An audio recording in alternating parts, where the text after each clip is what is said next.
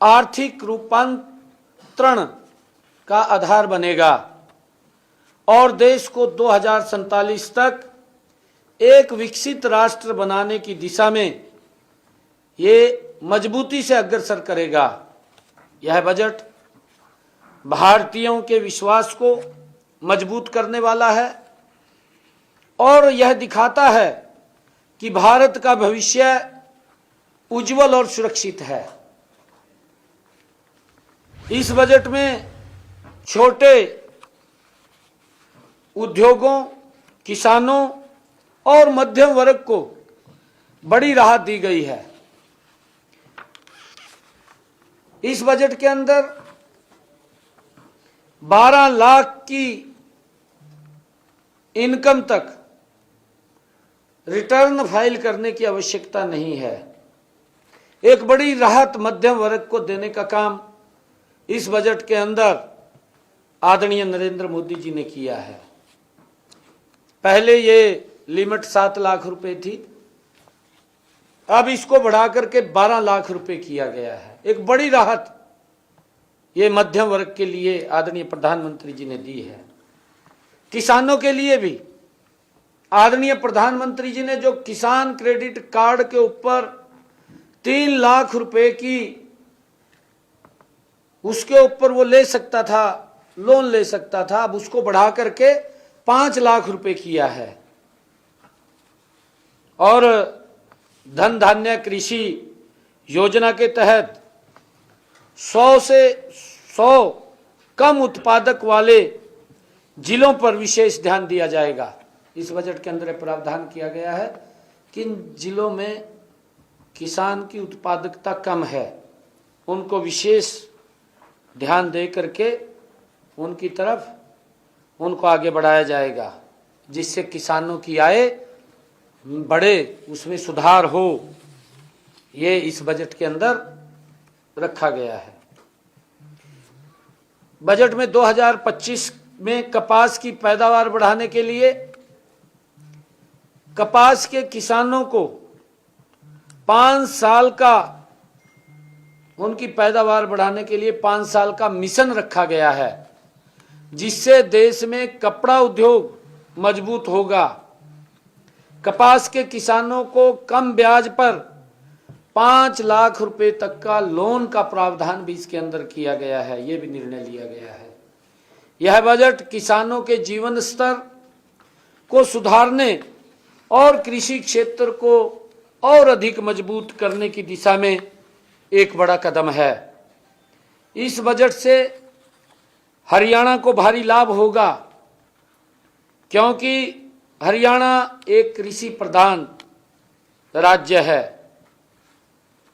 मुझे ये भी खुशी है कि इसके अलावा बजट में एमएसएमई सेक्टर के लिए लोन गारंटी कवर 5 करोड़ रुपए से बढ़ा करके 10 करोड़ रुपए किया गया है, जिससे छोटे उद्योगों को और अधिक समर्थन मिलेगा। छोटे उद्योगों के लिए विशेष क्रेडिट कार्ड जारी किए जाएंगे, जिसमें पहले साल 10 लाख कार्ड जारी होंगे। खिलौना उद्योग के लिए भी मेक इन इंडिया के तहत विशेष योजना शुरू की जाएगी।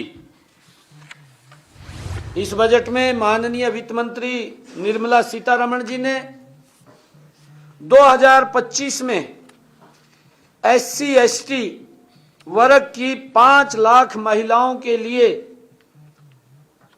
नई स्कीम की घोषणा की है, जिसमें उन्हें 2 करोड़ रुपए का टर्म लोन मिलेगा।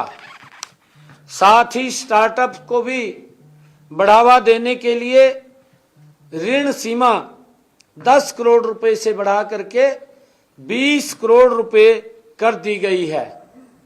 यह कदम महिलाओं को आत्मनिर्भर बनाने और नए स्टार्टअप्स को मजबूती देने के लिए एक शानदार पहल इस बजट में की गई है। मैं निर्मला सीतारमण जी का भी, आदरणीय नरेंद्र मोदी जी का धन्यवाद करता हूं। इस बजट में शिक्षा और स्वास्थ्य क्षेत्र में भी बड़े ऐलान किए गए हैं। अगले 5 वर्षों में मेडिकल एजुकेशन में 75,000 नई सीटें जोड़ी जाएंगी। अन्नदाता शक्ति को और मजबूत करने के लिए केंद्रीय बजट में प्रधानमंत्री धन धान्य कृषि योजना की घोषणा की गई है। इस योजना के पहले चरण में राज्यों के सहयोग से 100 कम उत्पादक और कम बीमा कवरेज वाले कृषि जिलों को शामिल किया जाएगा। इसके साथ ही भंडारण सिंचाई सुविधाओं में सुधार किया जाएगा और किसानों को ऋण उपलब्ध कराया जाएगा। इस बजट में कृषि क्षेत्र में रोजगार की कमी को दूर करने के लिए एक व्यापक बहुक्षेत्रीय ग्रामीण समृद्धि और लचीलापन कार्यक्रम शुरू किया जाएगा। इसमें कौशल विकास, निवेश और तकनीकी के माध्यम से कृषि के रोजगार के नए अवसर पैदा किए जाएंगे। इसका उद्देश्य यह सुनिश्चित करना है कि प्रत्येक ग्रामीण के लिए प्रवासन एक आवश्यकता नहीं बल्कि विकल्प हो, उसको ध्यान में रखा गया है।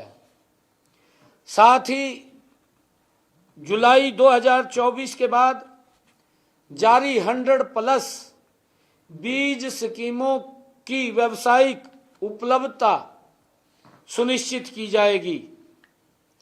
यूरिया को मजबूत करने के लिए असम के नामरूप में 12.7 लाख मीट्रिक टन वार्षिक क्षमता वाला एक नया संयंत्र भी स्थापित किया जाएगा। इस बजट में राज्यों को पूंजीगत व्यय के लिए 50 वर्ष की ब्याज मुफ्त ऋण सहायता के रूप में 1.5 लाख करोड़ रुपए का प्रावधान किया गया है। यह राशि राज्यों को भविष्य के लिए मजबूत बुनियादी ढांचा तैयार करने में मदद करेगी। शहरी गरीबों और कमजोर वर्गों के उत्थान के लिए केंद्र सरकार एक नई योजना की घोषणा की है। इस योजना का उद्देश्य शहरी श्रमिकों की आय और जीवन स्तर को सुधारना है। यह उन्हें सतत आजीविका, सस्टेनेबल लाइवलीहुड के अवसर प्रदान करेगी। पीएम स्वनिधि की सफलता को देखते हुए इस और भी सशक्त बनाया जाएगा। अब तक 68 लाख स्ट्रीट वेंडर्स इस योजना का लाभ उठा चुके हैं। नई योजना में बैंकों से बड़े ऋण, 30,000 की सीमा वाले यूपीआई, लिक्विड क्रेडिट कार्ड और क्षमता निर्माण का भी समर्थन इसमें शामिल होगा। मुझे खुशी है कि इस बजट में जो हमारे व्यापारी भाई हैं उनके लिए भी प्रावधान इसमें किए गए हैं। जैसा मैंने अभी बताया है कि एमएसएमई के लिए जो वित्तीय सहायता देने वाली लोन गारंटी है उसकी सीमा 5 करोड़ से 10 करोड़ रुपए की गई है। इससे कारोबारियों को अधिक पूंजी जुटाने में मदद मिलेगी।